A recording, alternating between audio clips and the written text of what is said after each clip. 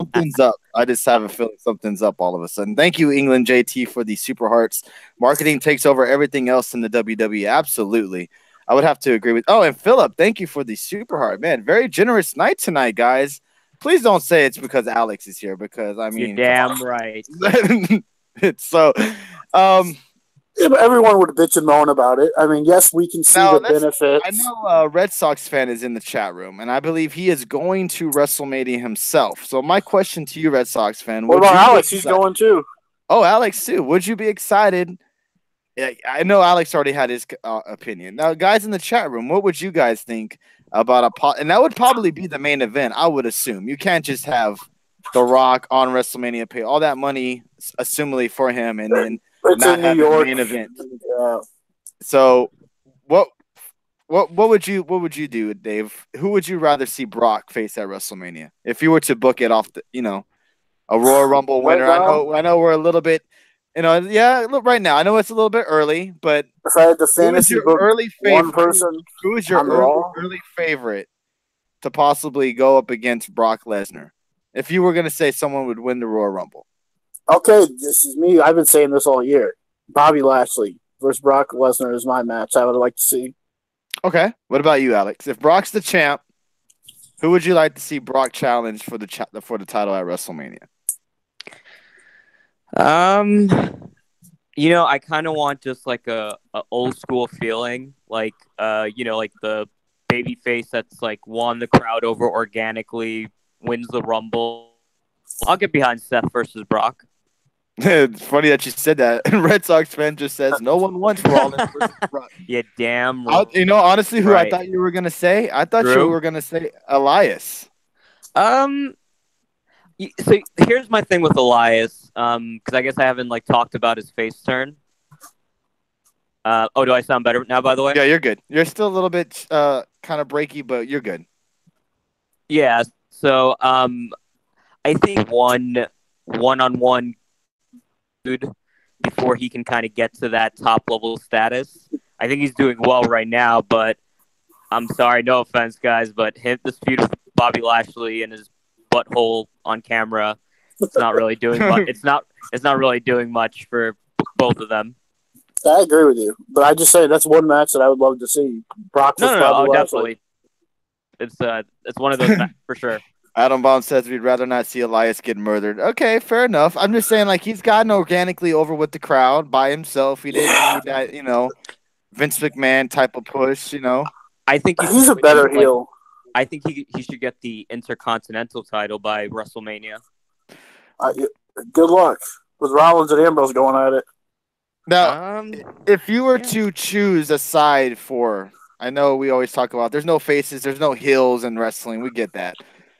But right now, obviously, Elias is a face because he doesn't do his old gimmick where he cuts down on the crowd and talks about their city and stuff like that. He's now cutting down his opponents more, kind of in a face faction.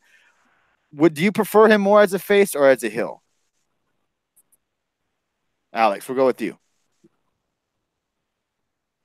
Is he still there? Dave? Oh, he muted himself. I'll give my answer. I like him better as a heel because when he got that huge reaction from that town he made, what was it?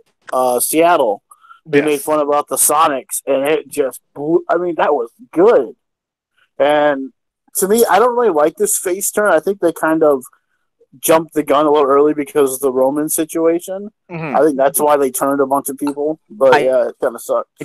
I think it's safe to say, like, this is probably the long time where there have been so many improv calls in like the last 3 months or so. Like hell, last like 6 months.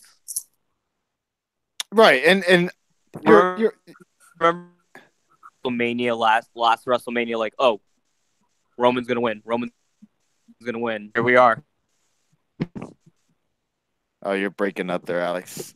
Oh, sorry. Adam Baum says, remember how Impact promoted Lashley, as a serious threat? Yeah, I think for the most part, Bobby Lashley hasn't been probably treated the way we've thought he was going to be treated in the WWE. And it looked kind of positive once he first debuted on Raw. And then it just kind of, car wrecked after that because he had the feud with Reigns. Of course, he lost pretty much all the matches. The real important matches, and they haven't really done with him now. I love the pairing with him and Leo Rush, but I think we can all say that we'd rather see a different side of Bobby Lashley. Obviously, Hey, this right now is better than what he was doing. So, I mean, what he's doing now is better than what he had. Yeah, I'm not sold. In WE, I'm saying, like, it started off with the stuff with his sisters with Zayn, and it was just really bad. Good point. I mean, right now, he's in a top, he's in a top spot, even though we might think the authority thing is played out to death. He's still in the top main event spot up there. Did you hear what Taz said about the last 2 Raws? Adam Bomb asks in the chat. Did anybody hear about what Taz said? I did not. No. Did you hear about Conan? Yeah, I didn't pull it up, but didn't he kind of praise WWE? No. How they're treated. What was that again? He was shitting Bobby Lashley. Oh, really?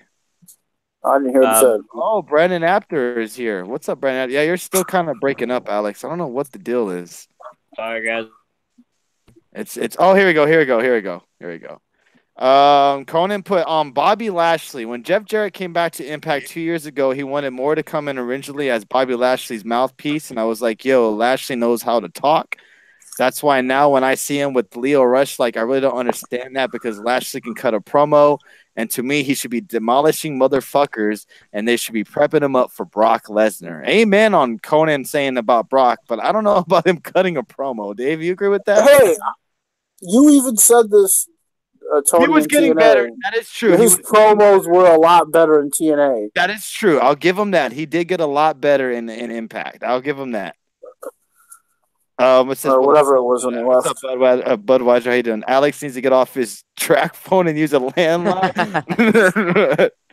I don't think anyone actually gives 2 shits about what Taz says. Yeah, pretty much. Bobby Lashley, I should say. Yes, exactly. Thank you, Budweiser. Man, y'all have been so generous tonight with the Super Hearts. Really do appreciate that, guys. It's funny because Taz right now is probably what he hated when he was a wrestler because he's one of those guys, not really a dirt sheet guy, but he's one of those guys who are criticizing what the guys do. And I mean, heck, you can criticize all you want because that's all we do. He's just doing, everyone else is doing the same thing we're doing.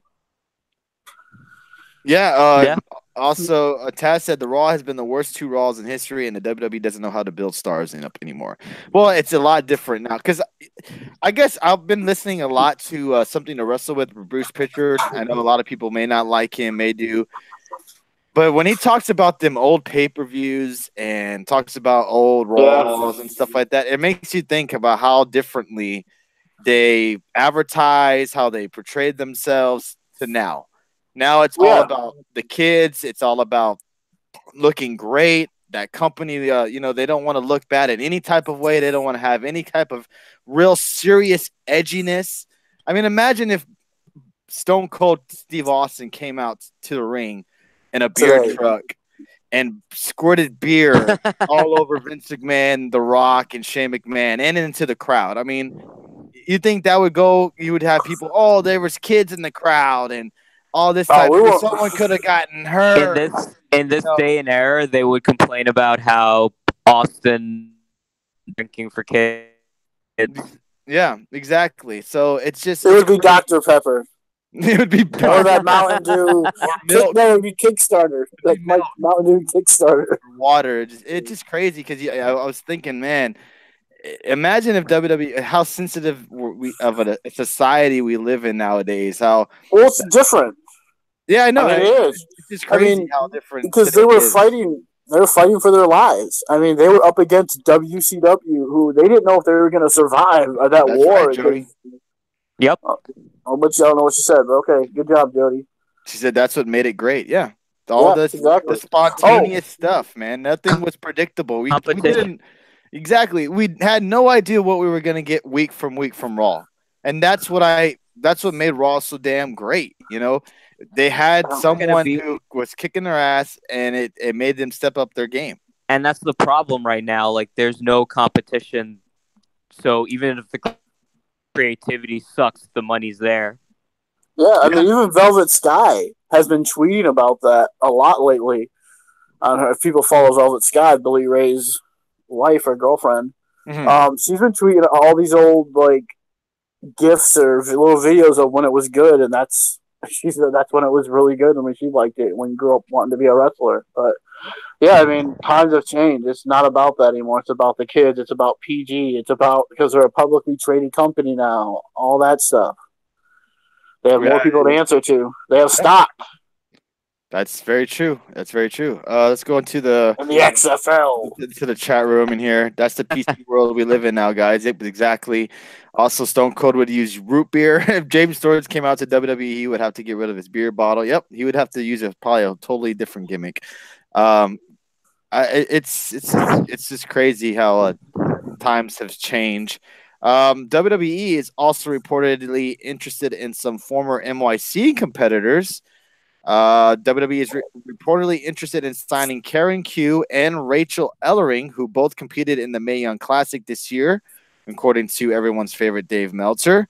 Karen Q is set to compete for the Women of Honor title at ROH Final Battle later this month, going up against everyone's favorite of the show, Madison Rayne. Sumisaki, am I saying that right? Sakai, or I'm probably butchering. Yeah.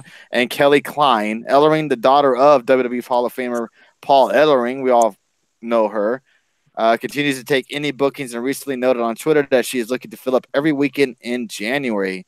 On a related note, the WWE Performance Center class is looking like it will be loaded with talents from the Indies. Everybody, you guys ready? Ho, ho, ho.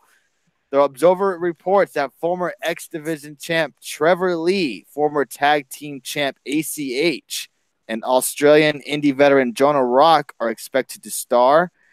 And also Evolved champion Shane Strickland is also rumored to be starting with the WWE next month. What are your thoughts on that, Alex? Yeah, I mean, I think it's very clear. Oh, how do I sound now, by the way? I think I fixed it. My bad, Red Sox fan. Yeah, you sound good. Yeah. So we've seen that WWE is really strapping down on trying to take up as much indie talent as they can. They have everything. They can give anyone else a chance. So, it's good for them to get a chance to make like really good money. I know, like you can make it's good. It's a good living on the indies right now, but obviously, like in the WWE, like it's just like a whole different level, like apples and oranges. I'm excited for Shane Strickland. I like him, but out of all of them, how far they can go. I mean, I think they could do. I could see them all in 205. Honestly, man, I wouldn't mind seeing Trevor Lee on 205 live. And there's nothing wrong with that. It's just I think they're best used like for that division. Red Sox fan says Strickland is not going to WWE. His contract got extended to February with MLW. Possible debut episode on a new TV partner, says Adam Baum. Something to point out, Impact is only having one night of tapings in Nashville. Okay. That is interesting. What about you, Dave? The beginning part of that, I mean, they better sign Rachel Ellering because she's going to go somewhere soon. Impact. I mean, yeah, that's what I've been saying. I seen her tweet out about like I want to get booked up, so sign me all for January, like you said. But yes, she does. I would love to hear. They should have got Tessa Blanchard. I mean, seriously, how do you let Tessa Blanchard slip through your fingers after you having her last year for the Mae Young Classic? If I'm not mistaken, weren't both Ricochet and Tessa dating, and then they had like this big fallout, and she like. Bro, this was before then. I think. Was that before the whole thing of when they were both with the WWE? Because I know she was with the WWE at one point. Am I correct on that? For one match.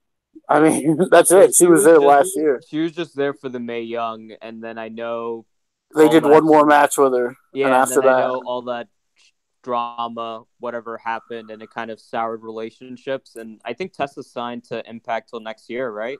I mean, she signed a couple of years. Yeah, but I think those are by dates. I don't know if it's really signed to them, but yeah.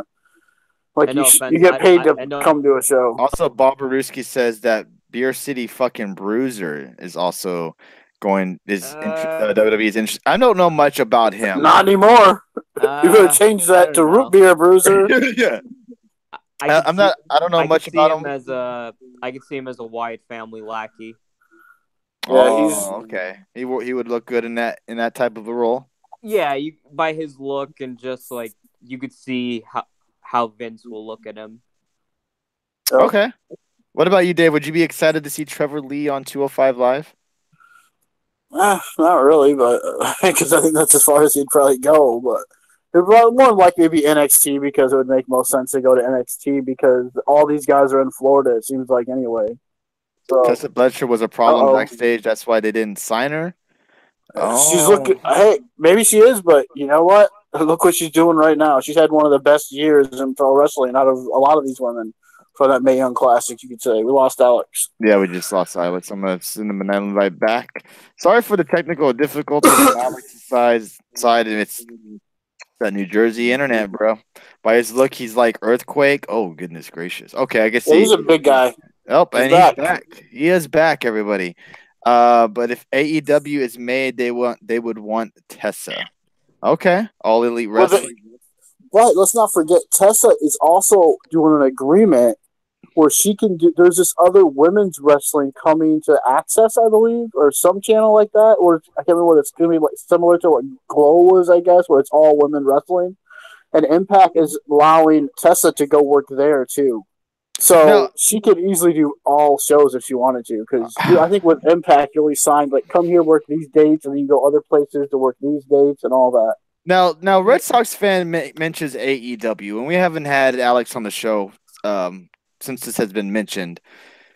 Let's get a little bit into AEW, shall we? Now, everybody is, of course, excited about this. It's the rumor is Cody Rhodes. It's Cody Rhodes and the Young Bucks, correct? Starting their own wrestling company. Am I correct on that? There's already been sightings of Cody Rhodes and Brandy Rhodes in the Jacksonville Jaguars owner suite. And apparently they were supposed to collab on this whole AEW situation. Well, the son is a huge Bullet Club fan. Oh, okay, all right. And I believe it would be on Tuesday evenings. What's the name of the damn show that it would be called? Tuesday Night Dynamite. I think. Okay, Tuesday Night Dynamite. So now we don't know that much more than what we've been told. It's with Cody Rhodes, Young Bucks, obviously probably Omega and etc. would be involved. A lot of New Japan wrestlers, I would assume. Could this be a threat to the WWE? I'm curious to see how they will do and who they would go after if they would actually start this organization. Dave, if you could pick maybe 3 guys that would be one of the hottest acquirements, I should say, to AEW, who do you think they would go after? Women or men? I think you would have to go with the top people right now in the Indies, which in my opinion, you have to go Pentagon, Phoenix. I mean, I would even say Brian Cage or Tessa Blanchard, just a few that are out there. I mean, those are the top people out there right now, I think, in my opinion. I know there's others out there like Joey Janela, but I think he's injured. And there's other guys who are really popular. But to me right now, Tessa Blanchard, Cage, and the Lucha Brothers, or whatever they're called, Bros or whatever, those guys are the hot guys right now in the free agent market. Yes, they're all an Impact. I get it. But still, to me, those are – so Callahan in there. But there's a bunch of people, like it's interesting. Do you think they go after maybe Chris Jericho? Yeah, I mean, to me, All Elite, what they're doing, they're going to bring all the wrestling companies together and put guys on there from each show. That's what I could see. Because look what they did at All In. They brought. Go ahead. The thing I'm curious about, and I'm not saying this that it wouldn't work, because with Cody Rhodes and the success he's had so far as an independent wrestler, and then all with this All In and all this stuff, it's hard to doubt that he could pull this off. Now, how many wrestlers do you think they would have to bring in to be a quality show? See, I think you're missing the point, Tony, on this. It's not about you think it's just going to be random guys that they're just going to bring in each week? I don't see how that could work. I think there's going to be a certain crop that's a mainstay, and I think there's going to be like a couple spots for when they do bring in those grabs.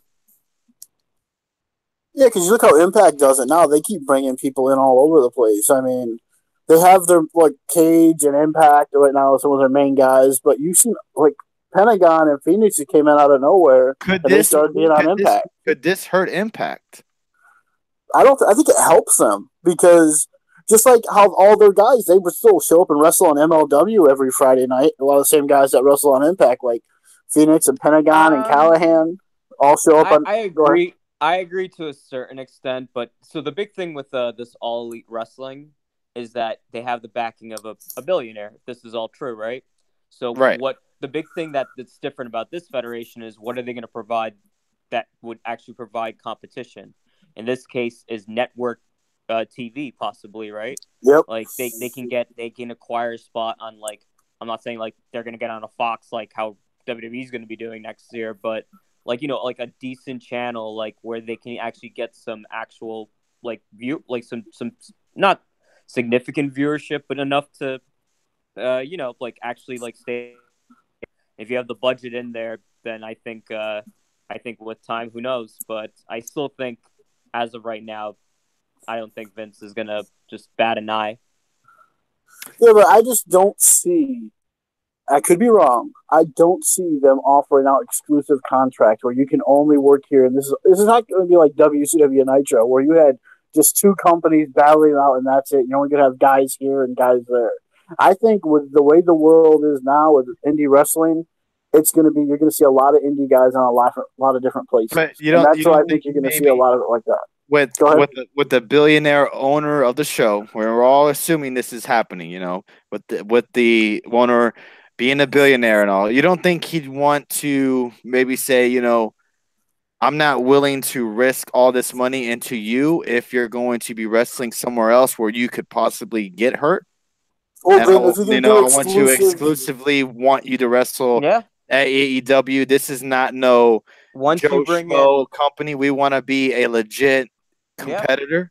And it's like he's a businessman, and like that's the businessman in like in him in the end. Like that's what he's like he's caring about his investment, you know. So he's gonna make sure that his investment's like what he's gonna get out of it. So he wants to ensure that. So like, you know, when you bring someone into like the wrestling company, like the wrestling world, like they're gonna have their input that you kind of have to work with because they're financing the whole thing. Yeah, but if you're going to do that, you have to guarantee you have a good network, a good time slot, and if you're going to offer exclusive contracts, that's going to be saying something big. I just don't know. Even if a billionaire is backing them, I'm not sure how much he's going to be backing them because, I mean, with Ted Turner, when he was backing WCW, that was completely different because it was his network. It was his money. I mean, you could Bischoff went out $1 million check to steal people away. So that's what they're going to have to look to do. Try to steal people away from the WWE and get a good time slot and a good, you know, and a good network. I mean, that's going to be tough to do to get because wrestling is not as a hot commodity maybe as it once was. So people ain't drawing that much. Red Sox fan says they're going to let guys work with Japan and ROH. That's how it was back in the days. I see something like that. Flip Gordon, #1. It's going to be interesting. Now, Jim Ross, we have some audio, talked about a possible all-in too. Let's see if I can pull this up. I know you won't be able to hear it, Dave. It's... Whoa. Oh, no, it's 2 hours long. I'm not going to look through and screw. Fuck that. So apparently Jim Ross was kind of, I guess, not teasing at it, but it's a possibility that there could be a possible all-in too. Are you interested in an all-in too, Alex? Or do you think they should, you know, they should have just gone out with a bang with the all-in one? No, I mean, I kind of like the idea of like having like annual events, right? Like it's kind of like we get excited for at the end of the day, even if the card kind of sucks, or WrestleMania, SummerSlam, you know. So it's kind of nice to see like wrestlers that, you know, stuff outside of the WWE, like having their own special moment and trying to put it on as big of a scale as they can. I mean, 10,000 last year. I think I would like to see the second event just to see how far they can go with the attendance. Yeah, and do you think they would have it at the same spot in Chicago, or do you think they will maybe step up their game, maybe try to do it in a bigger city, maybe a bigger venue? I'm not saying maybe I shouldn't say bigger city because Chicago is listed as one of the best wrestling towns. But but maybe you think they try to go to maybe New York, try to maybe Madison Square again, like they're doing with this show in April. I think they definitely will go to a different venue because I think they even said like we should have picked a bigger one. Like they sold out so quickly, and they were like overload. So I think they'll definitely try to go for. Why not MSG? That's a pretty big place, no matter where you call it. I'm not mad about talking about Red Sox fans. Stop trying to troll. Adam Bomb says, plus the fact that Don Callis is going to be an announcer, it's going to be exactly like the NWA. Okay, that would be interesting to see. Like if they, what way? In what way, Adam Bomb? That's what Dave was asking. I think mostly like most likely California, says Red Sox fan. How much does MSG hold? I think it's like, I would say probably between 16 to 20,000 plus. Red Sox fan says, and Adam Bomb. So I would go with them. I would believe them over I. Do think they go Chicago. I think they do it again next year because they had such big success in Chicago. I think they do go there next year again. Madison Square Garden has 20,000. Do you think this could be a successful annual thing, or do you think eventually they're gonna run out of huge matches to perform there? I think it can be annual. I mean, I think they have to keep it annual thing, and they'll never run out of huge matches. I mean, because just imagine, okay, the likely, I don't know who would be the champion, but if you could do, say, Brian Cage wins the title and Tanahashi wins the title, which that needs to happen. Brian Cage and Tanahashi wrestle champion versus champion at, say, All In. How cool would that be? Okay. All right. I'm just wondering if they could keep pulling off how the WWE is trying to suck that talent away. I'm just kind of curious to see how every year can they pull out these huge matches that everybody's going to want to see. Or what if Nakamura's there next year? That's true. Texas Legend says after 3 it will frizzle out. Adam Bomb says there's at least 2 more planned. Adam Bomb says letting people work in other companies. NWA let you work everywhere but the WWE. So basically, let them work everywhere but the main company. Yeah, I do think today's wrestling is a lot like what it was in the territory days because you have so many different companies and so many people have TV deals now. So, I mean, it is a lot similar to the territory days right now. Trey Miguel versus Will Ospreay would be amazing at All In too. Speaking of Trey Miguel, he's facing Trevor Lee and Impact next week, I believe. Yes? Trey. Okay. Yeah, the Radicals. The Radicals. Speaking of some women news that I found interesting, I know Alex is going to love this. According to Fightful.com, former WWE NXT Women's Champion Asuka could be in line for a renewed push, everyone. I don't know what they finally, I guess Vince McMahon finally watched SmackDown because on the November 13th, 2018 edition of SmackDown, when Becky Lynch was deciding on who would replace her to face Ronda Rousey at Survivor Series, Asuka received a considerable reaction from the fans in attendance. According to the report, Vince McMahon was surprised by the reaction that she got from the fans. This is also the reason why Asuka has been added to the championship match. Oh my God. No word on what WWE might have planned for Asuka after TLC, but the reaction that she received from the fans in that particular segment on November 13th did not go unnoticed by the WWE officials. Don't buy it, Asuka. Leave.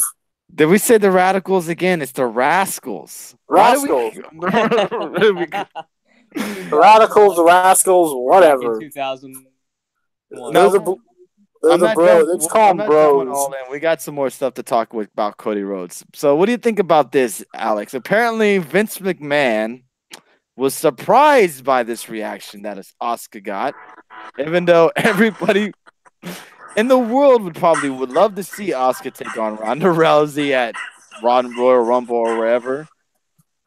Unbelievable, man. I cannot believe this. I cannot believe this. I mean, well, I'm glad that the W actually like still cheering for Asuka despite 8 months of bullshit. I'm glad that Vince was surprised. Now, do I think I'm out of it after TLC? I'm and very very scarred, so I'm just gonna take it as I go. I'll be excited to watch it because it is a big match. It's honestly the main event of TLC as far as I'm concerned. But yeah, so just a fun little story. Again, why does everybody say this match is going to be the main event? Do y'all not understand that the main event is going to be Braun Strowman taking on Baron Corbin in the TLC God match? damn it. No, Why it's does not. everybody keep thinking it's going to be Daniel Bryan taking on AJ Styles? Like, what the fuck? Because AJ Styles could never main event as champion, but Daniel Bryan AJ Styles. I know. Daniel Bryan's going to main event because AJ couldn't. Dang. Vince took the stereotype ears off and listened to the fans. Yeah, for once. For once. And remember we went on this big old spew last weekend, Dave, talking about Asuka and how that, the reason why, probably mainly the reason why she isn't getting pushed is because she can't go out there and have a promo. But to me, Tuesday night on SmackDown, she held her own on that promo. I thought she did pretty good. Yeah, well, they made it short and sweet. Yeah, they let her do her thing. That way, if they can keep it that way, I think it works. But how long have I said that? Like on the exactly. With all of them, keep it short and simple. Let her in ring do the talking, and the cup. It worked in NXT. It was working even here until you decide to overdo the streak. And I'll be intrigued to see what happens at TLC. Oh, so didn't they kind of just spoil their own mixed match challenge? Because you have Asuka and Charlotte both in a TLC match of the women's title. So to me, that almost says they're not going to be at TLC fighting for the number 30 spot in the Rumble. And that mixed match challenge crap that no one cares about. It's going to be R-Truth. R-Truth is going to be the 30th entry in the Royal Rumble. Yeah, the main event will be the Lucha House Party versus Revival in a 60-minute Iron Man tag match. Oh my god! Imagine. How many times can the Revival lose in 60 minutes? No, what? If they ever do that until WrestleMania, fuck that. God, unreal. Red Sox wants to know if you're going to be watching Final Battle, Alex. Yeah. Watch it. I'm also actually going to be watching Evolve. Going to be wrestling. Cassius Sono's going to be wrestling. Fabian Eichner. Like Evolve's pretty. Who else is wrestling on that Evolve show? So you have to turn that match off. Who else is wrestling at that Evolve show? Let's see. Any good tag teams? Isn't the tag team titles on the line? Are they? No, there's not. No, there's not. I don't know, Tony. I don't know about any good tag teams. There are. Oh, wait, you're forgetting one tag team that is on the show. Come on, guys. Y'all know who it is. Street Profits with wrestling. The No Profits. But no, it's looking pretty good, and pretty much Evolve has become the NXT for NXT. It's like NXT's developmental roster, pretty much. Yeah, pretty much. Like, there's like a guy who's like pretty much going to be coming up. Like, there's a couple of guys that you could see is like already interacting. I didn't see that column or whatever about WWE talking to people still under contract. I didn't see that. Have you heard anything about that, Alex? About what? WWE talking to people that are still under contract. Oh, that they're getting more aggressive with pursuing people. It's basically just saying like WWE's not like going to be stopped by like whether someone's in an active contract. Like they'll still, because the thought, I guess, like based on what there's whoever reported it, the thought process of that nobody really going to go up against WWE like in regards to a court or something like that. Yeah, plus no one on the indies today is signed to an exclusive. It's basically Vince whipping out his dick. Yep. Just hanging it out on Sonya, damn it. Now, do you kind of go with the whole opinion like a lot of these wrestling fans are going with Vince with the WWE kind of killing off the UK independent scene? I've I've read about that all. By the way, did you guys read that a whole UK wrestler and like Pete Dunne, Tyler Bates, Trent Seven? What's that? It was like a whole. Did you guys read that whole thing on Twitter like a few days ago? No, I know Pete Dunne kind of excuse me defended this whole thing, saying that there was. No, go ahead. Yeah, like Dave, wrestling, right? The UK show. Yeah. So basically, the champion there, he had posted like saying, "We understand why some of you guys went to WWE, but it's kill. Let's stand together and fight against the machine." So basically, like a lot of the NXT UK guys like just started like tweeting back saying like, "No, like we worked hard like to open and help all of us, like like nothing's gonna happen. Like you guys have a lot of talent, but I mean, I still think the British division's fine. I get it. I get people like some of them like in the WWE, and they have their own show where they can actually be presented as an actual, like their booking is pretty damn good. Like I've been watching NXT UK, and they're really treated like actual thought behind it. It's better than.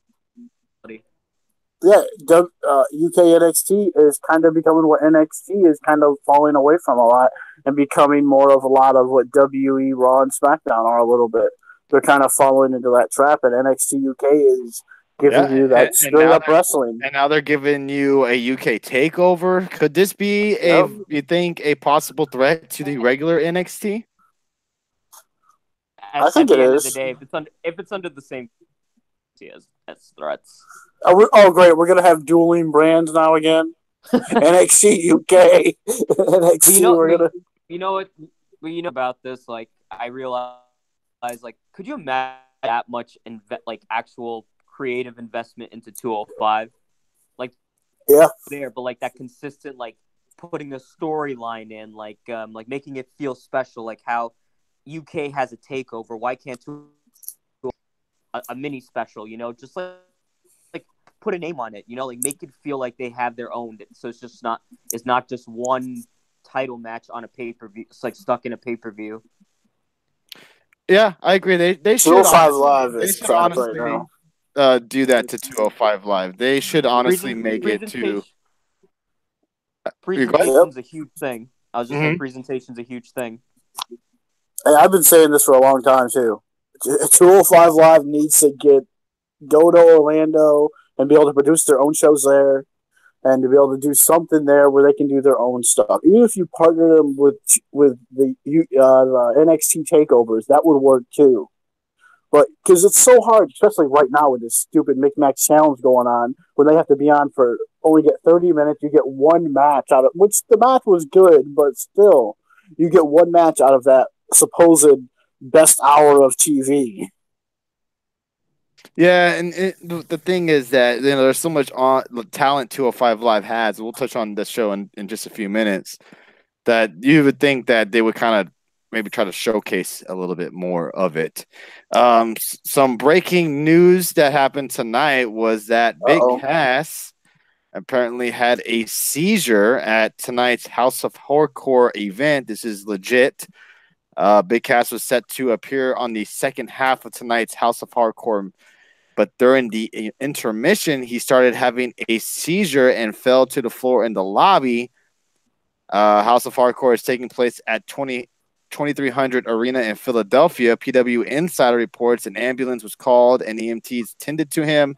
Tommy Dreamer also came to the ring and asked fans to say a prayer for Big Cass. He also noted Cass suffered a seizure and wanted to make a point it wasn't drug related. Dreamer said he was with Cass all day. Why would that be a good point? Why do you think did he really need to say that? That's just. I mean, was there suspicion about it before? Or why is he with him all day? regards to causes of seizure, the thought process why he wanted to mention that, like whether it's painkillers, drinking, things like that. I don't know if anyone actually like thought about that, but yeah, that would be the reasoning behind it.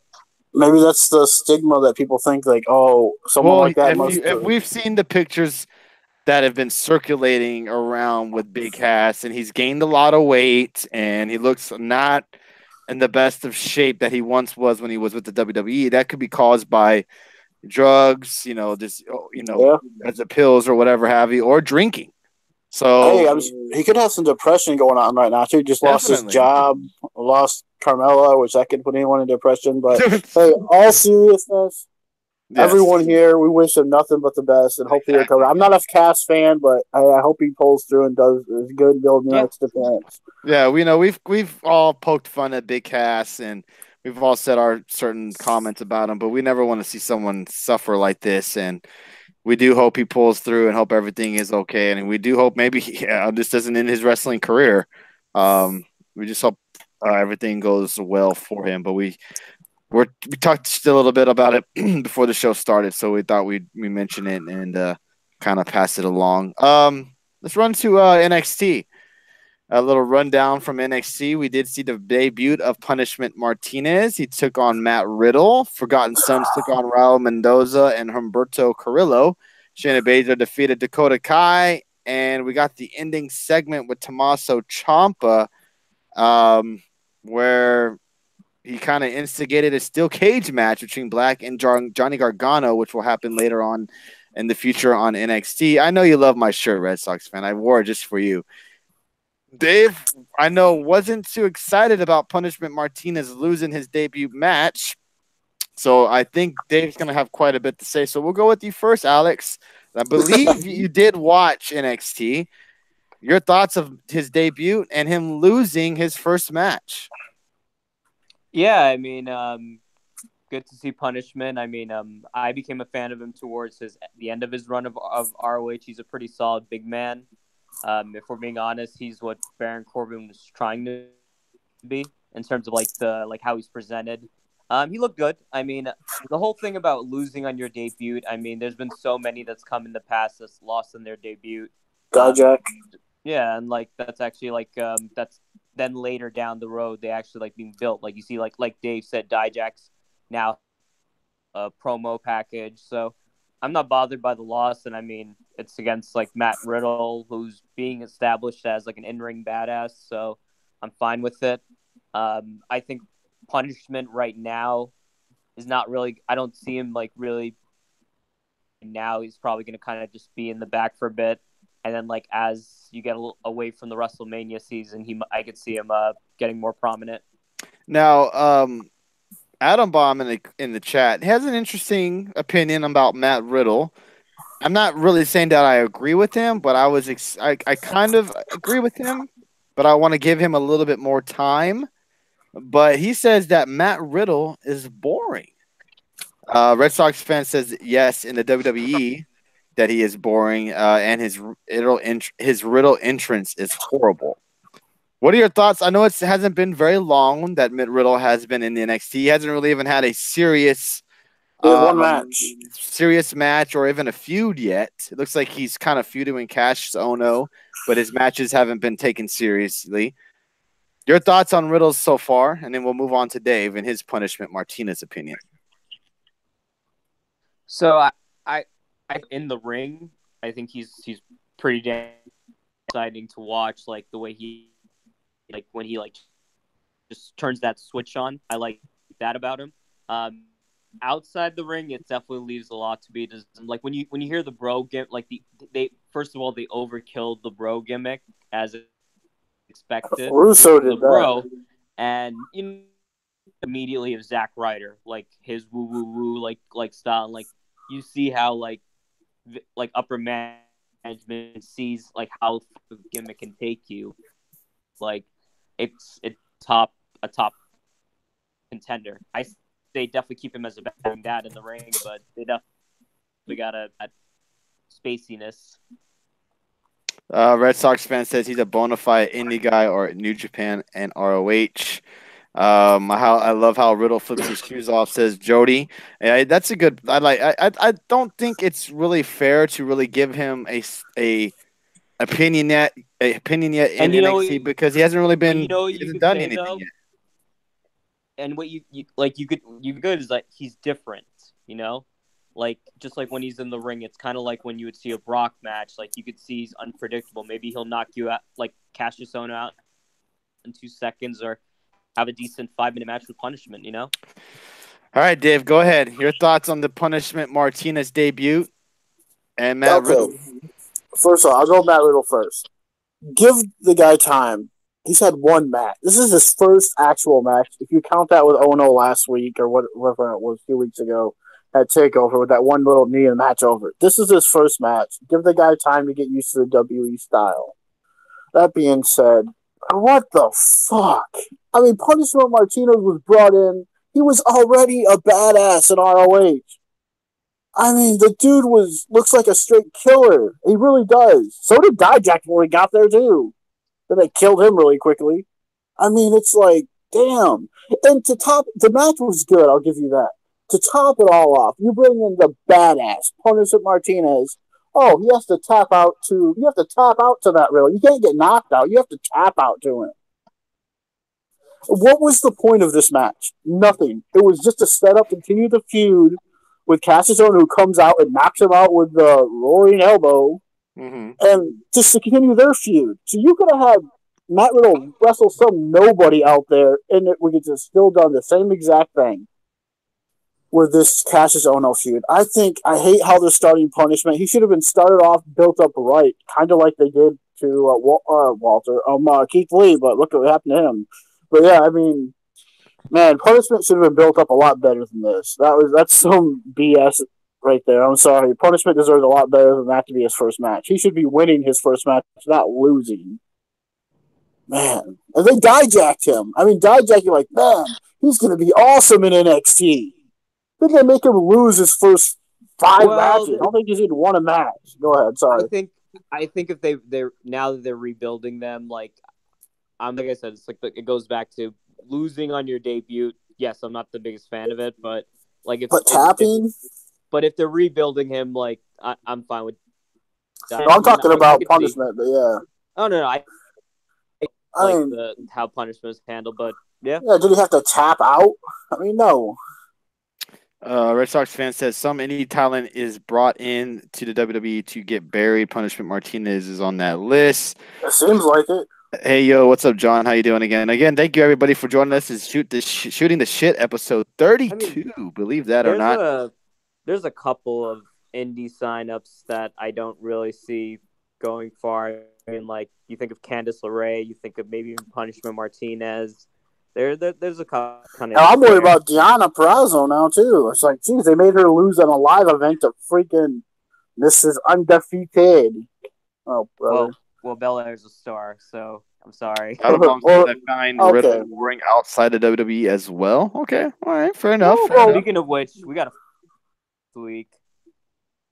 I'm sorry? Speaking of which, we got a Fatal 4 next week for NXT. Is it next week? Yep.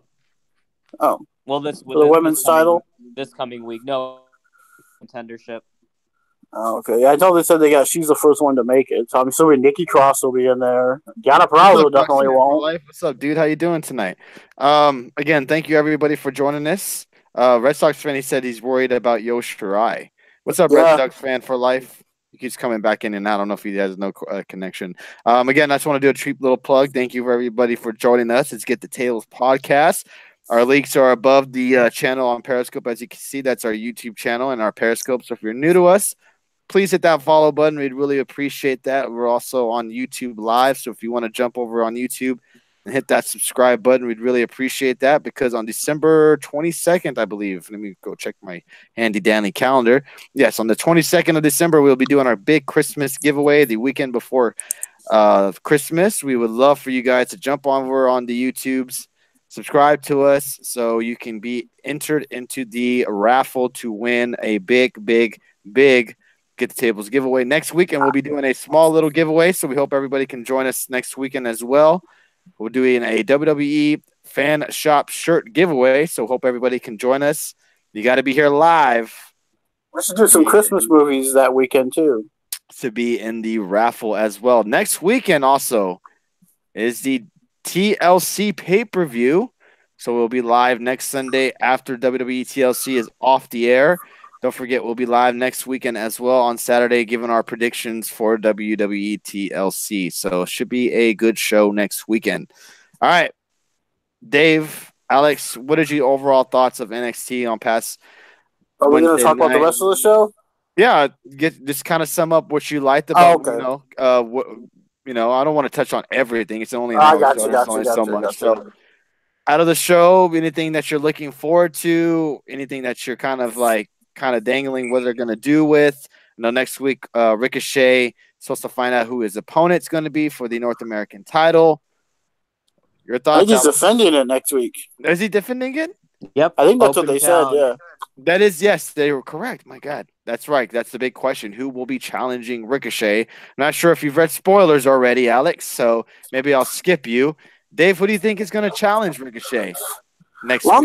Long as it's not the Dolph Ziggler of NXT, and I say that as Adam Cole. Long as it's not him, I don't care who it is. Wow. It can be anybody. You just called Adam Cole the Dolph Ziggler of NXT? Wow. Damn. I don't care. I'm sick of seeing him wrestle. But yes, that was going to be next. You're beating me. But yeah, I don't know. It doesn't matter to me. Anybody would be great. I won't be Dijak or Punishment, I guarantee you. But, I mean, yeah, but really quick on something else. That Baszler stuff was interesting, too. I don't know if you want to talk about that, too, but that stuff was interesting.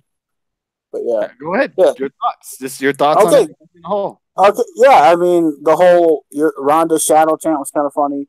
But, yeah, it seems like, and then Lo Shirai showed up. Or Io Shirai, sorry. She showed up to help her team kick out. And then, yeah, it's really setting up that 6-man tag that they keep teasing that we're going to see those three versus those three. So, I mean, it is interesting to see that when Gargano came out during that little promo, which we already know is going to be Black versus Gargano at the freaking takeover, but whatever. But yeah, it's interesting. Ciampa and Black. Oh, sorry. It's going to be Gargano. It's my bad. I'm so used to Gargano and Ciampa. My bad. I mean, but yeah, then it's going to be Black and Gargano in a couple weeks, I guess. I don't know exactly when, but yeah. I mean, so that would be an inside a steel cage match. We couldn't know the main event. The cage matches are usually the end of feud, so hopefully this will be the end game. It's usually a blood feud when it's in a cage, but blood for sure. Yep, that's true. What about you, Alex? Any thoughts on NXT? Anything that came out you're excited for? I know next week, like we said, Ricochet puts up an open challenge. Anything you want to touch on?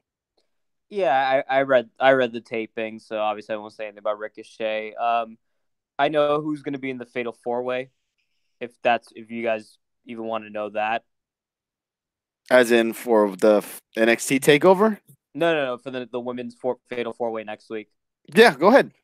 It's going to be I'm going to be Bianca Belair, Mia Yim, Io Shirai, and Lacey Evans. Oh, okay. All right. That sounds like a doozy. Something to look forward to. Yeah, I like the Baszler segment. I've become more of a Dakota Kai fan since seeing her like at Takeover, like with that, like I saw that fire in her. Mm-hmm.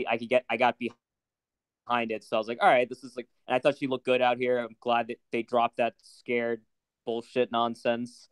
So it was good there, and I'm definitely feeling Baszler. I think she's been doing a really good job this year, is like establishing herself as NXT's like bully, so it works. And I'm happy to see Io Shirai debut. As Red Sox fans said, I'm still like keeping very, very reserved with how they're going to treat her after this 4 horsewomen feud, but we'll see. But on a nervous meter, I would put 1 to 5, 5 being you're pretty nervous that she might not do much in NXT. Or 1 that you kind of, I'm kind of wait and see. What do you think? I'd have to think like probably a 2, just because Kyrie did well. Like Kyrie and Io are different. That Kyrie's like that underdog baby face, but with Io, like she's so talented in the ring. Like you see what Ricochet, like how Ricochet wows, like she can do that with her moonsaults, the springboards, the somersaults. So I'm sure. So it'll probably take like 2000, like towards the end of 2019, I'd imagine, before we start doing anything really Red Sox serious. fan has said, when is Toni Storm getting her title shot? I think she's gonna be stuck on NXT UK if I'm not mistaken. For a bit, you'd have to imagine they can't keep Storm on UK forever. She's too. She just had a title shot. What about Rhea Ripley too? Do you think she'll ever move up to the NXT? Yes. Yeah. She's champion now. Ripley is, but like when you look at like who they're gonna push for the long run, I see stars in Toni Storm and Rhea Ripley. Like Rhea Ripley definitely is a top heel who could replace Shayna Baszler when she leaves. Yes, amen to that. I agree with you on that. So do you think they go that route where someone leaves from NXT and goes up to the main roster, then they take someone from NXT UK and bring them over? Because they are kind of using both. Because they're using both. Thinking about it is like, so you see how Triple H is, they're like trying to put an NXT essentially in every country. Territories, and the main base is like the NXT that we know, the main NXT, and then eventually the main roster. So it's kind of like that. Like you still have those guys building their territory, but then when they're big enough, they can go on to the more mainstream area. Exactly, because right now they'll get more eyes on them if they're on the main NXT, because the main NXT has the takeovers along with the WWE pay-per-views right next to them, and then plus you got the WrestleMania NXT takeovers. So I could see where they kind of have the NXT UK get brought up eventually to the main NXT, and then eventually brought up to the main roster, that like kind of a minor league system seemingly. Rhea Ripley, I can't see Rhea Ripley on NXT UK stuck on there, because like Alex said, it seems like they have a lot invested into her. Yeah, and plus you got to look at it. They've been using, not to spoil too much for anybody, but they've been using talent from NXT over on NXT UK. I mean, we've had Danny Burch, Dakota Kai, Noam Dar, all wrestling on NXT UK. I mean, so they're going back and forth. Speaking of, let's go ahead. Finish. I was just gonna say, and also they are doing a UK special in January. So I mean, there is going to be the first ever UK takeover next year. Well, not the first ever. Well, not UK, because they did that one already. Kind of. They did one with NXT though. UK takeover. Yeah, because they did a UK takeover with the NXT guys before. No, that's what I'm saying. And this is the NXT UK takeover. Yeah. Speaking of Dakota Kai, it's a rumor going around that she is possibly injured over a live event this past, I guess, weekend, or even tonight, possibly. Suffered a legitimate injury on Friday. There you go. In a 6-women tag match, we saw her teaming with Kairi Sane and Candice LeRae against the horsewomen of MMA, Shayna Baszler, Jessamine Duke, and Marina Shafir. The referee reportedly put up the X sign, which, as many fans are aware, is usually a sign of legit injury. She was helped to the back by officials and medical personnel. Not a good sign, especially when she's seemingly getting a nice little push in NXT right now, in the main storyline on the women's side. Alex, you were just kind of mentioning her becoming one of your favorites on NXT. Your thoughts on this? Positive is that they've already taped a couple episodes in advance, so at least they've, like, Dakota won't be off TV. Like, she'll still be on to carry out the storyline. So hopefully, if it is something that will require some time, and by the time they have to do the next, she'll be ready to go pretty much. So that there's, and sometimes, like, even when you throw up an X, like, it's usually just more precautionary at times. So yeah, short, but you hope it's something serious. And yeah, like you said, the timing kind of sucked, so it's nothing too serious. What about you, Dave? Yeah, I hope she's good and everything is okay with her. But I am starting to like Shayna, to kind of transfer to that a little bit more, because when you compare watching her to Ronda, I mean, it's like, okay, I much prefer watching Shayna wrestle than Ronda, because it's like night and day. It's like, wow, why is one person in NXT and one person not? I've been praising Shayna for a while, and don't forget, everybody. In a couple of weeks, we'll be also doing our end of the year awards. Well, we'll have our personal male wrestler of the year, female wrestler of the year, best tag team of the year, etc., etc. It's going to be a very fun night, so I hope you guys can join us for that as well. I'm sure there's going to be a lot of different opinions on different categories, so it should be fun. Match of the year is going to be an interesting one, I would have to say. It's not just not sticking just with WWE. We should throw another category in there. What's that? Worst match of the year. Whoa. Worst moment of the year. Worst Raw of the year. Try that one. That could be. That's like 10 episodes. Worst Raw of the year. Yep, I've got it.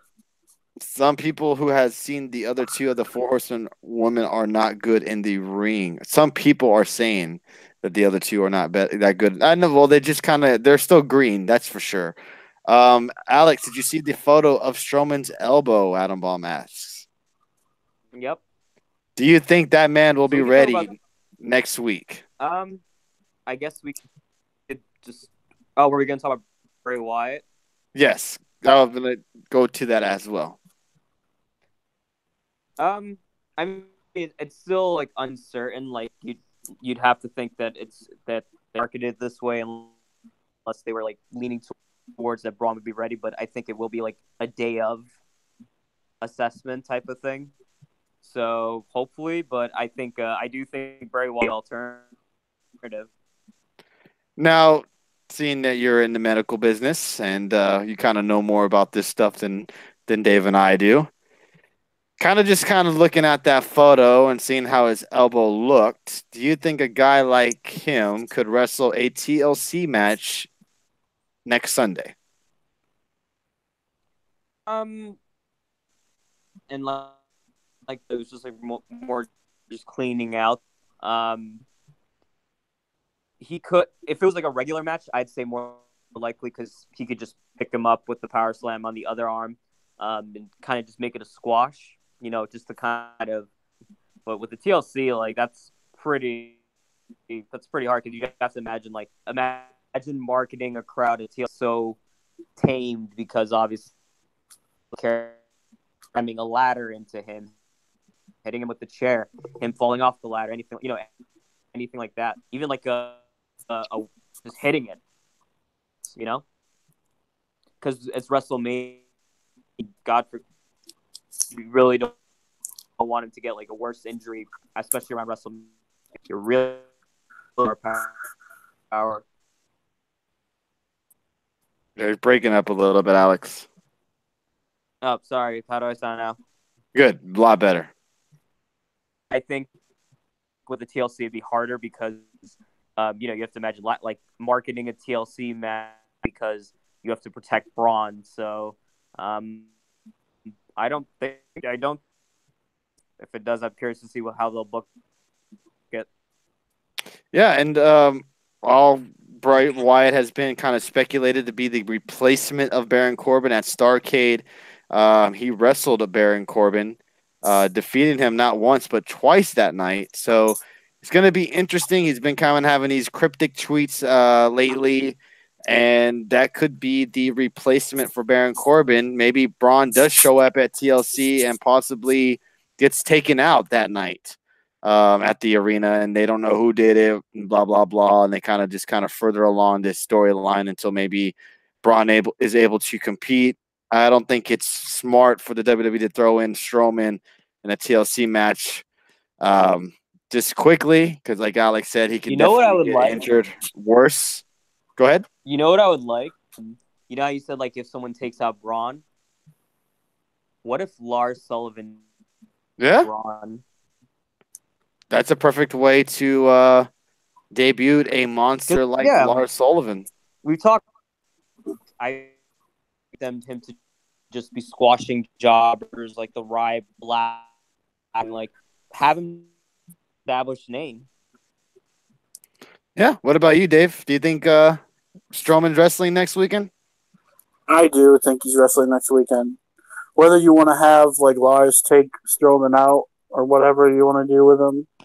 I mean, but yeah, I think he's there in wrestling next week because yes, I who's to say that I just don't see if there was any chance he wouldn't be ready. I don't think the WWE would even be saying there's going to be a match. So I just think it's going to happen, and people are going to blow it up like, "Oh, I can't believe he's doing this," or blah blah blah. But yeah, I mean, heck, we've seen wrestlers wrestle with staph infections, and that's just crazy. We're not in that time anymore, but I'm just saying we've seen it.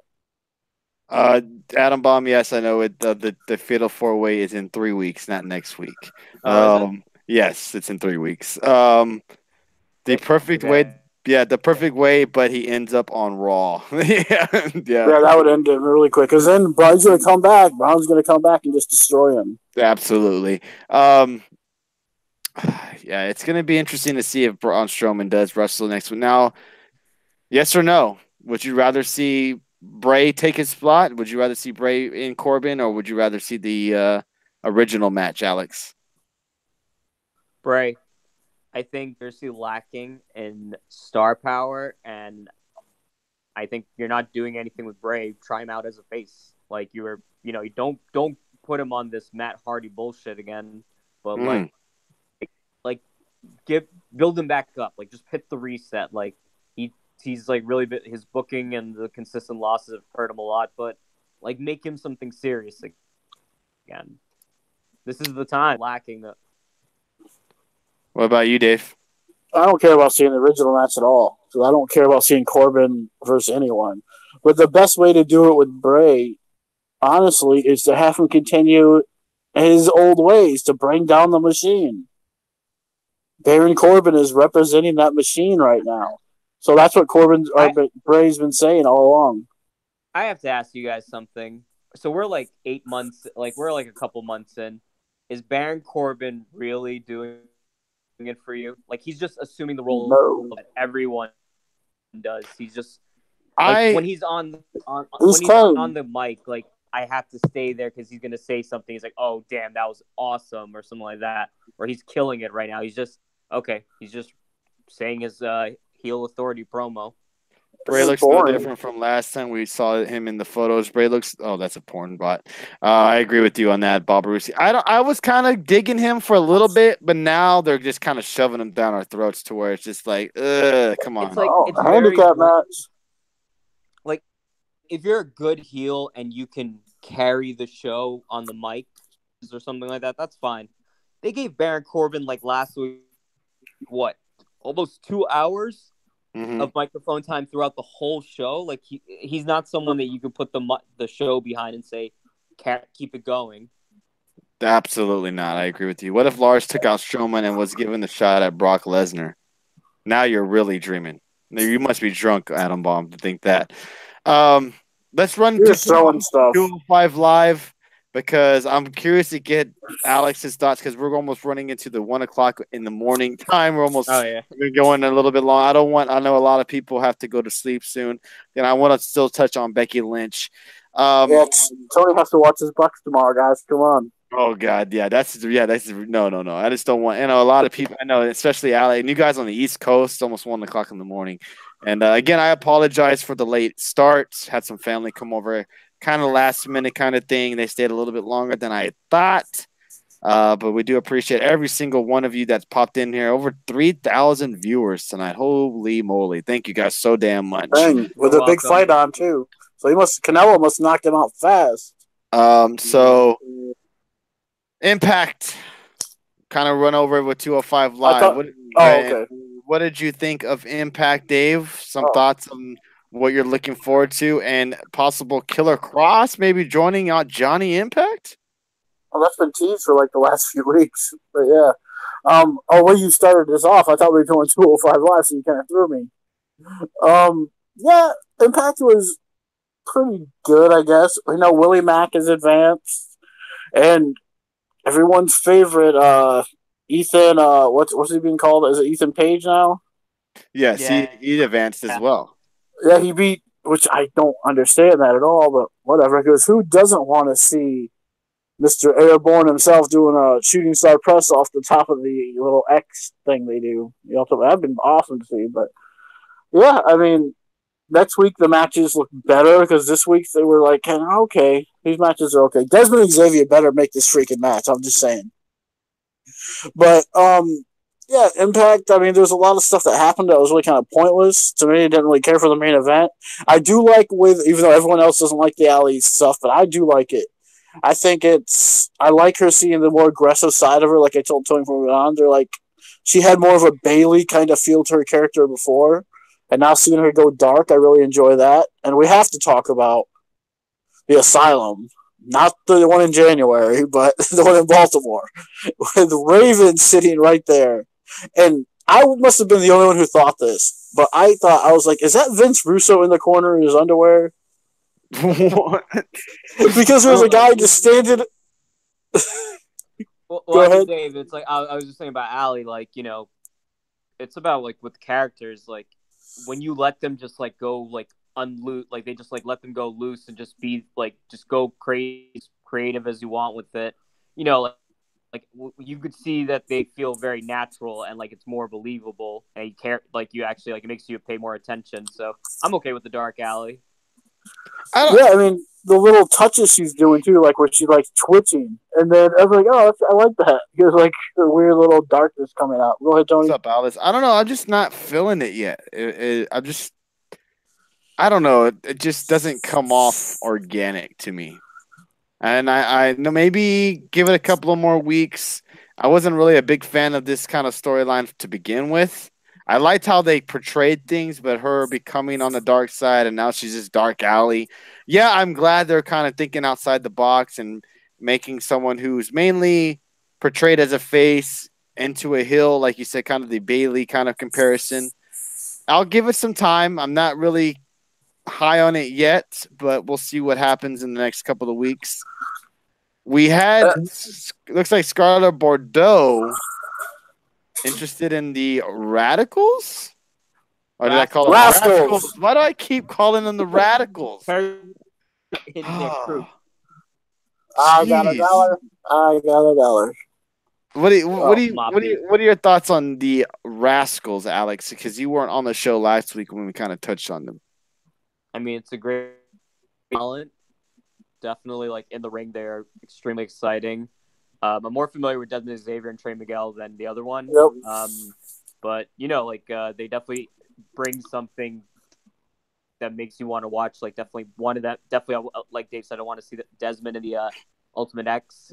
I'm glad that there's another group out. I mean, I'm always a big fan of groups. So yeah, more for Impact. I mean, I know we have the whole issue on viewership's been an issue for Impact, but you can't see the creativity there because they're really trying to like make each week something different to look forward to.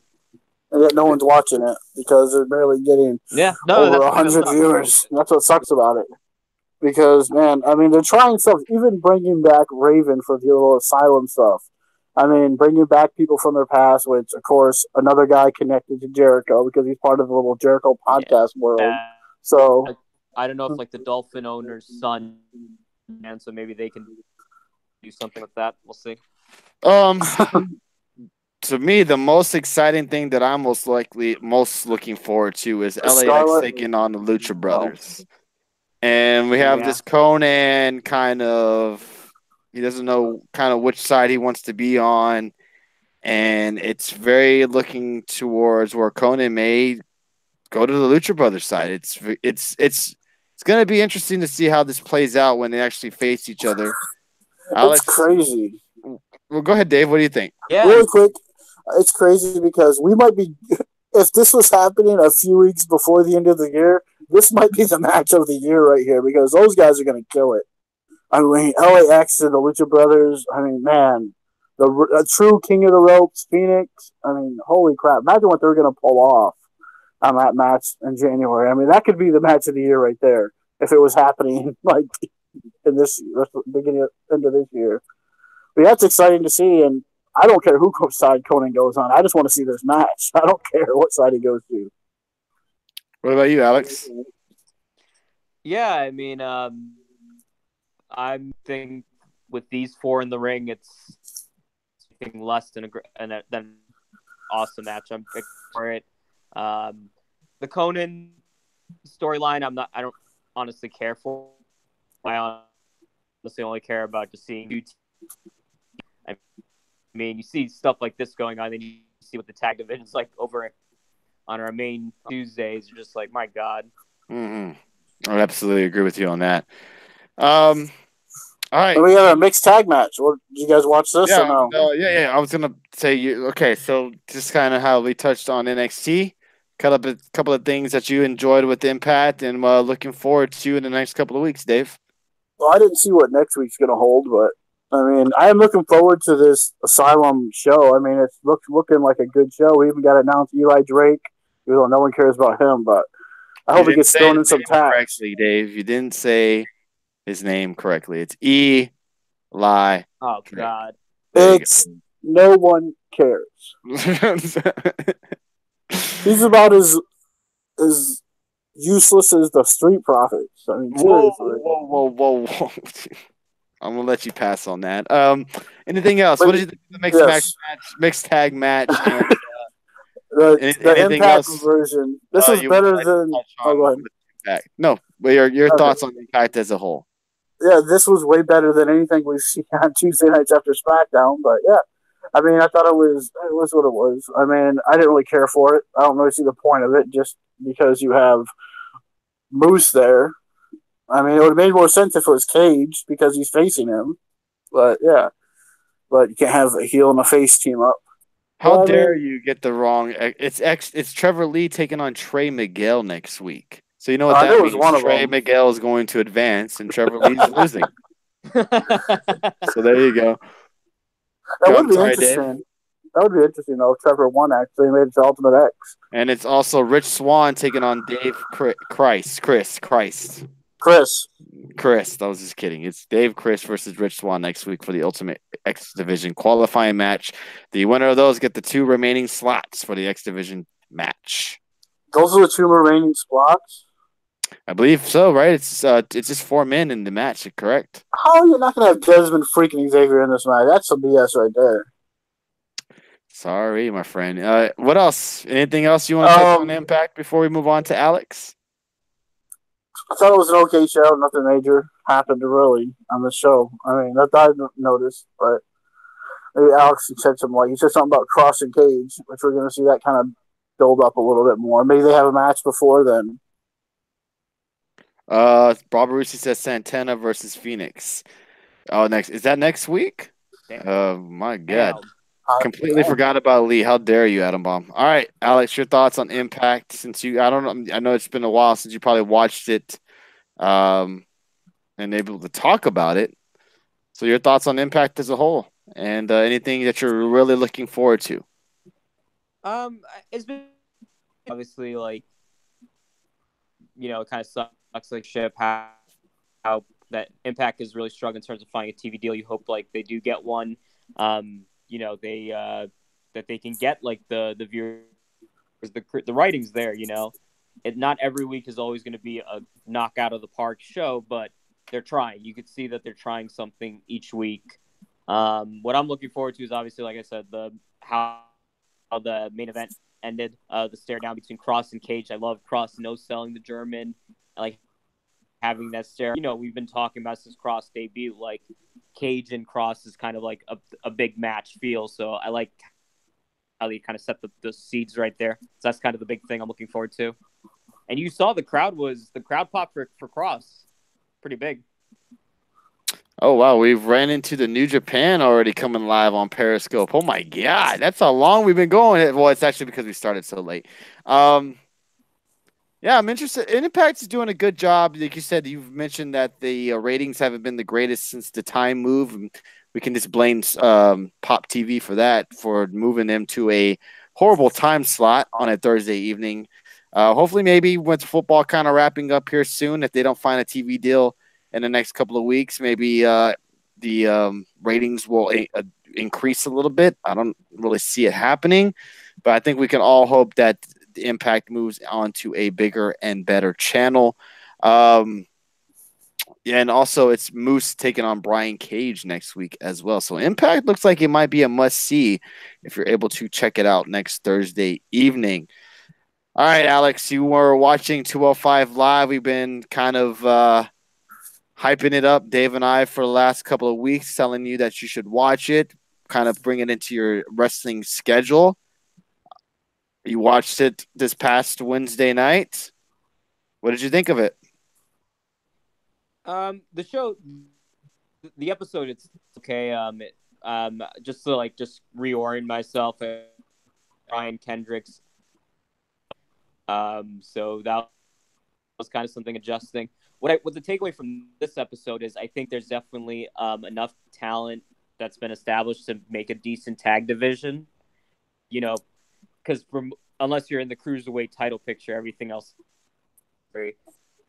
And we talked about earlier that they're not really putting much as thought into the storylines behind anything else out of the title picture. So you have Tozawa and Ken, potential Hideo Itami and Davari. You have a couple of teams like Mike Kanellis and TJP, fucking Lucha House Party, all these teams. So there's something there in that for sure. Yeah, Neeson Murphy too. Yeah. Oh yeah, exactly. Neeson Murphy when Murphy steps out of the title picture. So yeah, there's definitely some stuff there, and I'm impressed with Arya Davari. I like the beatdown that he gave. I always like when it ends with a match stoppage. It's different. So that was good. But I'm more excited for next week. Obviously, we have two pretty big matches. I'm pretty sure it's Noam Dar, Buddy Murphy, and there's another one I forgot that was also pretty exciting. I think it's Mustafa Ali versus someone else. Yeah, I think he's taking on Buddy Murphy or Nice, one of them. Because I think Nice and Alexander. Yeah, it's Nice and Alexander. Cedric Alexander and Nice, and Buddy Murphy and Noam Dar. Oh, that should be a good one. That should be real good. Yeah, but one of those matches aren't going to get anything. We know that. Because they only have enough time for one match.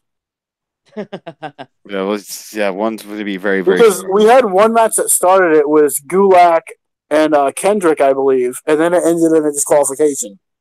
Yep. What did you think of 205 Live? Would you give it a chance, Alex? I'm definitely gonna try and watch next week based on that card. It's still at the level if I miss it that week and I don't catch up. We're gonna spend a little bit more. Okay. What about you, Dave? What did you think of 205 Live? Because we have two more topics to talk about, and then we'll end tonight's show on a bang. I thought the one match we got pretty much was good. The Davari stuff and having a Tommy watch his match, and I even tweeted out, man, I feel sorry for the local guy.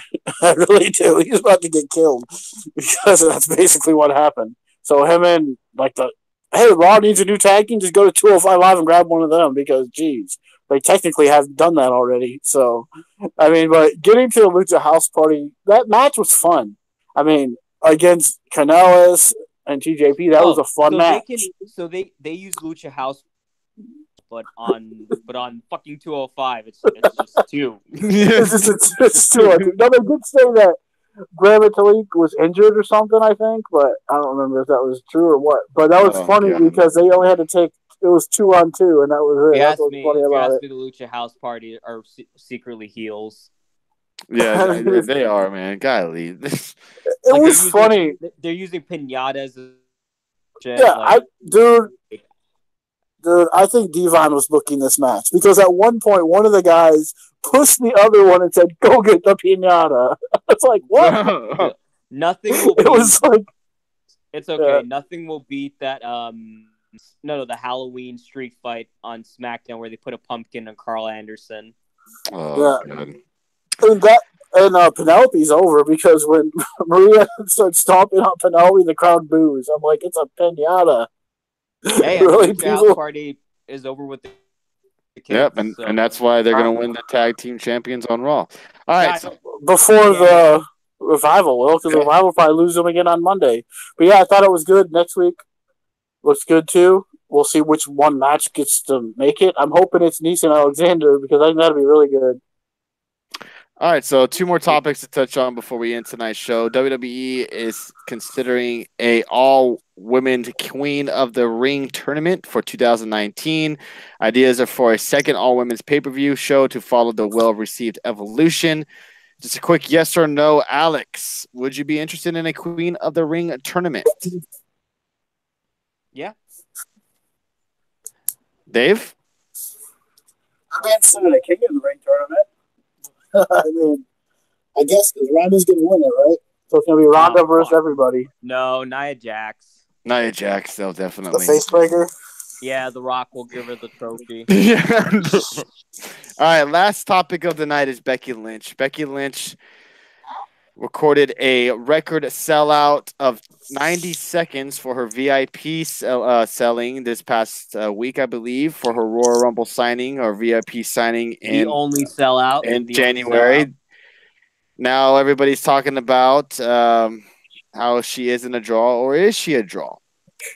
And I come to you, Dave and Alex, with the simple question: is Becky Lynch a draw? Yes or no? It's kind of hard to decline if she's not, because I say that if you sell out a VIP signing in 90 seconds where the tickets are about as much as the Royal Rumble tickets, I think you're over. And I think that you are a draw. If you put her against Ronda Rousey right now to main event Royal Rumble, I think it would sell out. What do you think, Alex? We'll go with you first. Dave, you'll be next. Is Becky Lynch a draw? She's on her way to being a draw. Like you said, the fact that she's the only one that sold out the VIP access gives you signs that she's starting to move the needle, you know? Like you have like those stars that do that. I think if they really go all the way and book WrestleMania main event Becky versus Rousey, she'll be an established star, and I think that way she will be a draw. And also, wrestling fans are fickle because they put a whole new definition to flavor of the month. Becky Lynch, all of November was the best thing ever. Everyone was retweeting and all that. December comes around, she's annoying. She's overdoes it. She needs to chill. She's not even that great. And I'm like, of course. She's the man. It feels like everybody wanted her to get this push. She gets the push, and now everybody fucking hates her. Now everybody loves Charlotte. Now everybody wants Asuka. Now everybody wants fucking Mandy Rose. Like, what the fuck is going on? They want to go against what WWE, they think WWE wants. They're like, oh, now WWE wants to get behind Becky. Now we have to go against it. Yeah, that's what it seems to me.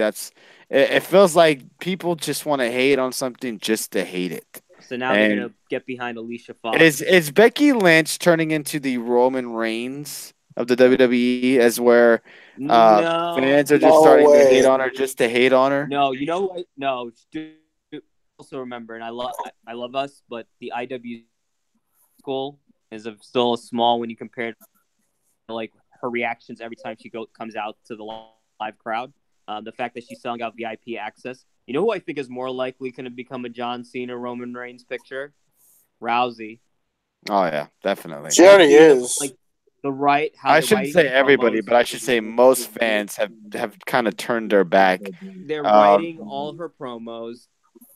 You could see that they're treating. She got the shit beat out of her by Charlotte. The next night she comes out, no sells, and says, "I'm okay." That's exactly how John is when he heel. He's like, "I'm gonna win anyways." Yeah, that's what it seemingly seemed like. That they don't just give a shit. I think Becky's just one of those, like, and you put it on Twitter, and there's gonna be that group that now Becky's not, and but I think overall, like, she's still the hottest thing. Like, irregardless, everyone's talking about her. Absolutely. What about you, Dave? Just last thing. I honestly think she's overshadowing Rousey currently. In terms of buzz. Okay. In terms of buzz. Oh yeah, absolutely. Rousey didn't even sell out that VIP access thing. Wow, that's kind of a shocker. Charlotte is more like Roman Reigns. Becky Lynch didn't have 20 title reigns. That's very true. Fickle, says Bobby Rousey. All right, Dave. Fickle. to end tonight because we're hitting the midnight hour on my side, the 1 o'clock in the morning side on the East Coast. Dave, is Becky Lynch a draw? I think you answered your own question when you first put that out there. She sold out her seat in, you said, 90 seconds? Correct. Yep. What about you guys in the chat room? I mean, look, there's a lot of people in this IWZ. It's like, oh, I don't like Becky Lynch. She's going to be over in 6 months. She's not going to do anything. I tell you what, they said the same thing when we had the Summer of Punk. People said the same exact thing about CM Punk, too, when he had that big pipe bomb moment. You know, oh, like this is going to just blow over and be nothing. People said the exact same thing. So, I mean, and it didn't. He still stayed one of the top guys for a while. Yes, he got a little cold, but that's expected. You're not going to stay hot for the whole year. But still, you're like you said, off. his status since that moment, he wasn't just like he was like a top guy. Yeah, for that moment, yeah. Becky Lynch kind of had that moment when she got busted up and her face broken. That's when it really started. The true test for Becky Lynch is come Royal Rumble, is she still going to have the type of buzz and support she does now? That's the true test because I have to think so because they go crazy. They've been going crazy for every Rumble she's been in. Yeah, everyone's been going. All of us have. If she comes in there and wins it, you would have to all agree with me that the crowd will just fucking go ape shit. Yeah, and let's not forget SummerSlam when people were pissed off when Charlotte was added to that match, and they were like, "Oh, great, Charlotte's going to come in and take Becky's spot and win the title now." And then she did. And people were pissed off about it, but it's like it's continues that same cycle. People wanted Becky Lynch all year. People said, "Oh, give Becky a chance to win a match. Let her win the Rumble. Let her do this." Everyone wanted Becky. Now, like you said, we got her. No one wants her now. Yeah. Like it's half the fans are divided. I'll be the first to say. I remember when Becky. I was like, "Why'd you do that? Like, why? Like they were ready for her to put the title on her as it is." And then, in the end, we got this new Becky, this whole like superstar status Becky. So we got what we wanted, and we actually got something we didn't expect to happen because I don't think anyone in the beginning thought this initial heel run was gonna go off the way it did, and then she just killed it. Yeah, I mean she did, and they'll show you how eventually sees this. The X makes a good point. He says SmackDown attendance hasn't been good, so no, Becky is not a draw. How is it her fault? It's not Becky's fault that they're not selling out SmackDown. Rousey's been at the last 2 Raws. Yeah, they're not selling out. I mean, it's Brock Lesnar hasn't shot up with attendance, so yeah. I mean, if the product's not good, people are not going to go and see it. So if you can't guarantee Becky Lynch is going to be on the card each week, it's kind of hard for someone who is a Becky Lynch fan to make the sacrifice. Because wrestling tickets aren't cheap. I think we all know that wrestling tickets are not the cheapest ticket out of going out there. You can't just go out there and buy a $10 ticket. Tickets are expensive. So if you're a Becky Lynch fan, you would like to know in advance that she's going to be on the card. If she's not, then why would you go? Also, that's what people who hate Becky Lynch are saying. Oh, well, SmackDown didn't sell out this week, so she's not a draw. There's a lot of excuses why people don't like Becky Lynch. The list of it is huge. Okay. I'm enjoying the ride. Yeah, that's all we can really do is just enjoy the ride. So it's the most fresh thing WWE has done with anybody in a long time. Well, other than this Daniel Bryan thing too, but I mean, this whole thing happening, it's really kind of sparked SmackDown. Why I don't care about Raw at all. I agree with you. I agree with you. All right, so we're going to start winding down the show. Again, thank everybody for joining us. Again, we apologize for the late start. Again, we don't usually start past the 11 o'clock Eastern time zone, but we did this time, and we've had an incredible amount of people come in tonight, from past old followers to new followers to the guys that are here with us each and every week, showing that damn support that you guys do on a regular basis. You guys show so much support to us. It's unreal, with the super hearts, the follows, the regular hearts, the retweets, to share on Periscope, on Twitter. It's been a very, very successful 2018, and 2019 is just going to be bigger and bigger. Speaking of Raw, Alexa Bliss told to hold a press conference on Raw this Monday with Nia Jax. Oh, Yeah, that's good. Yeah, that makes me excited for all this week. Got a forum Press again. We're gonna conference. ask questions. Oh, can't wait. Again, we'll be live again on Tuesday, right after Raw and right after SmackDown. So we hope And the everybody good can join news, us. there's good news with that. It's the last Mixed Max challenge. That's true, and also it will be the lead-in show to TLC. So we can just hope that it's a good show. Also, quick news from Brian Alvarez. Heard from a few people who were there that Big Cass seemed to be okay on the stretcher outside, was awake and thanking people for their concern, but they still took him away in the ambulance. So there you go. That's some positive news there. There was also some matches added to TLC. At least one I know for sure, which was Natalia versus Ruby Riot in a tables match. Yeah, and they're using an interesting little hashtag there. Get the tables. How about that? Yep. So there you go, everybody. Enjoy that match next Sunday. We'll definitely be calling out our hashtagging that for sure. So we'll be back on Tuesday. Saturday will be our prediction show, and then Sunday we'll be live for WWE TLC. Not sure if Alex will be joining us next weekend, but I'm sure he'll keep you guys informed on his Twitter, and we'll be letting you guys know for sure. But Alex, any last thoughts before we end tonight's show with some shout outs, and we'll get on with our evening? No, TLC. We got another pay-per-view this coming weekend. Obviously, there's some matches. There's a couple gems in there. Women's TLC. Let's see. That's another Raw to look forward to. How do you respond now to 2, with last week being the lowest in history Raw viewership? So I don't know if that's going to make a change Monday, but obviously we're all going to be tuning in at 8 p.m. Eastern time to complain or hope, or I don't know what else to call it. Yeah, it's gonna be a rough one. Hopefully not. Oh yes, rest in peace, Larry the Hack's inning, and rest in peace, Dynamite Kid. Kind of forgot to mention that, but we'll touch more on that on Tuesday night. We do apologize for not mentioning them tonight, but we'll touch on them more on Tuesday. Dave, anything last you would like to say before we end tonight's show with some shout outs? Yeah, I guess I'll go there. What you just said really quick.